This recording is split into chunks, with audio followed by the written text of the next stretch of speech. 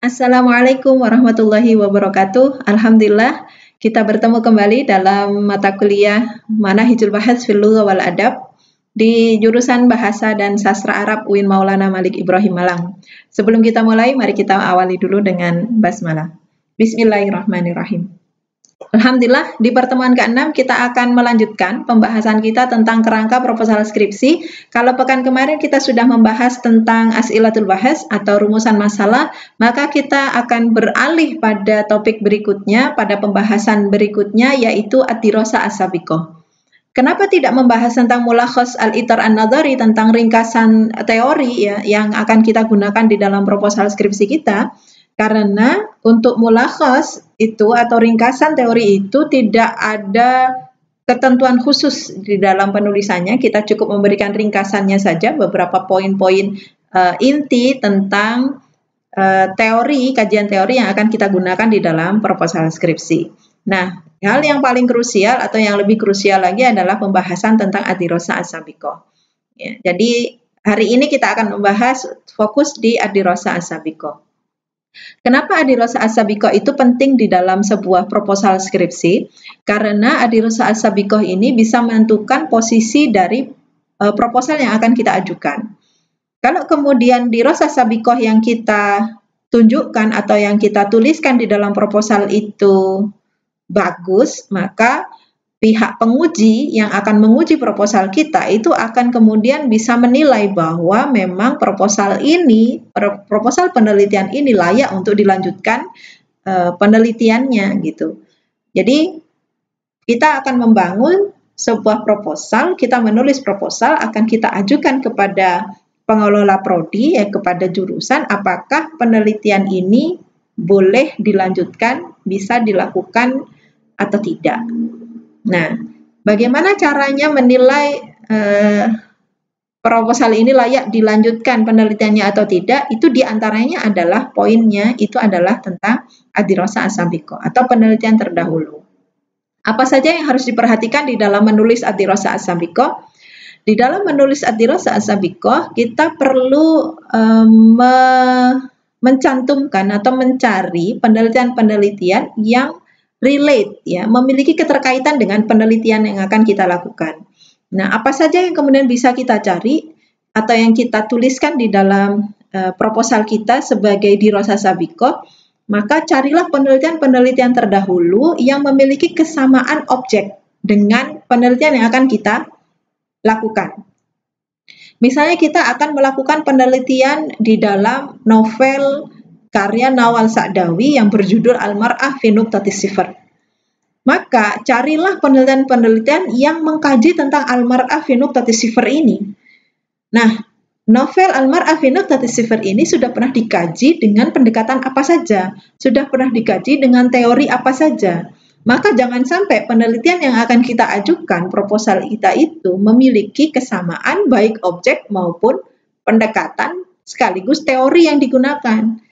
Mengapa? Berarti kita sekedar mengulang penelitian yang sudah pernah ada.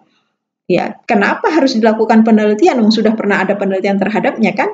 Nah, inilah kemudian signifikansi pentingnya kajian terdahulu itu ditulis dalam sebuah proposal.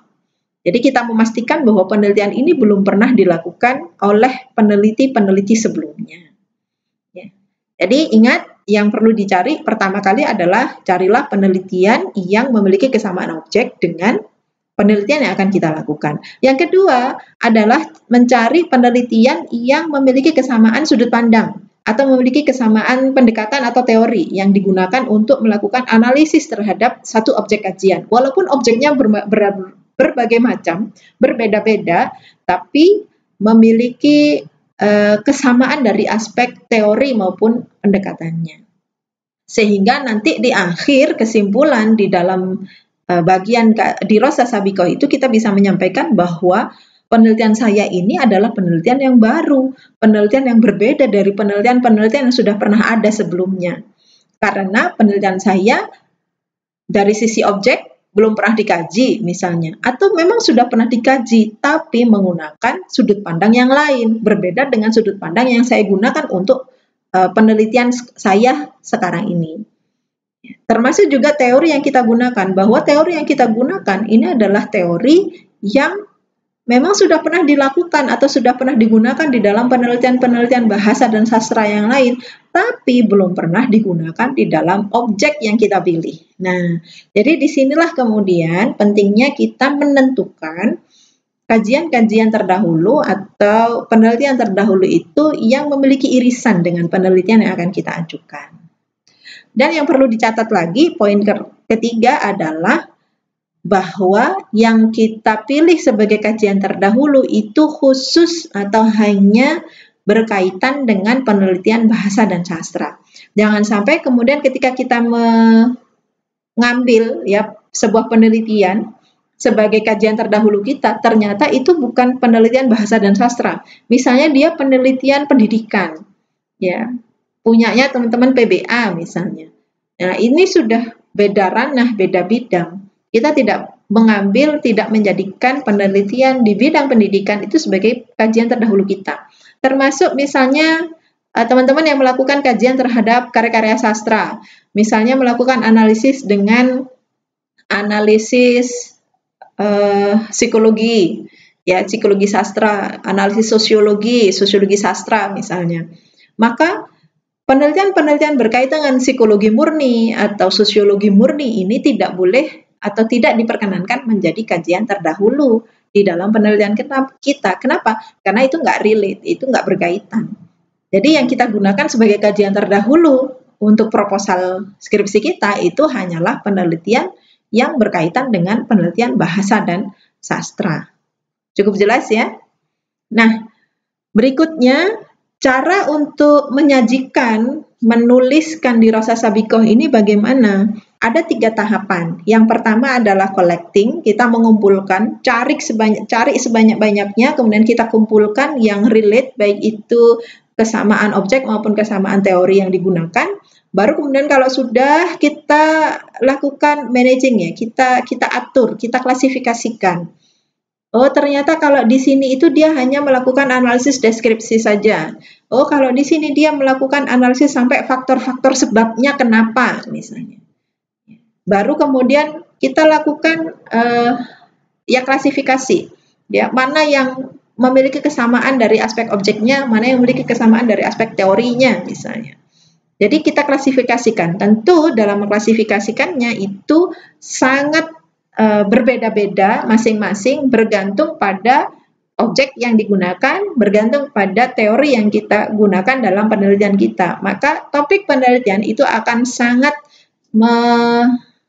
menentukan ya, sangat menentukan bagaimana bentuk klasifikasi di dalam Dirasa Sabikoh yang akan kita tulis di dalam bagian ini.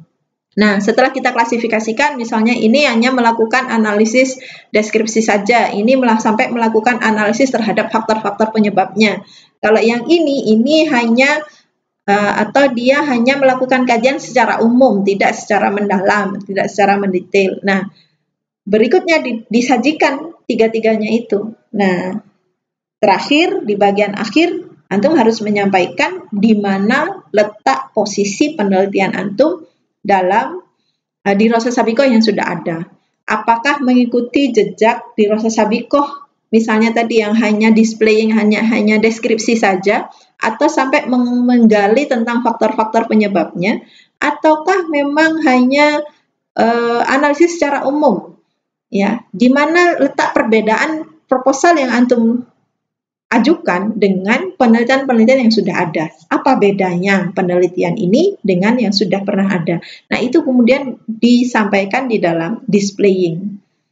Nah, tugas antum sekarang adalah mencari 15 Dirasa Sabikoh yang berkaitan atau yang memiliki kaitan dengan topik penelitian yang sudah antum ajukan kemarin.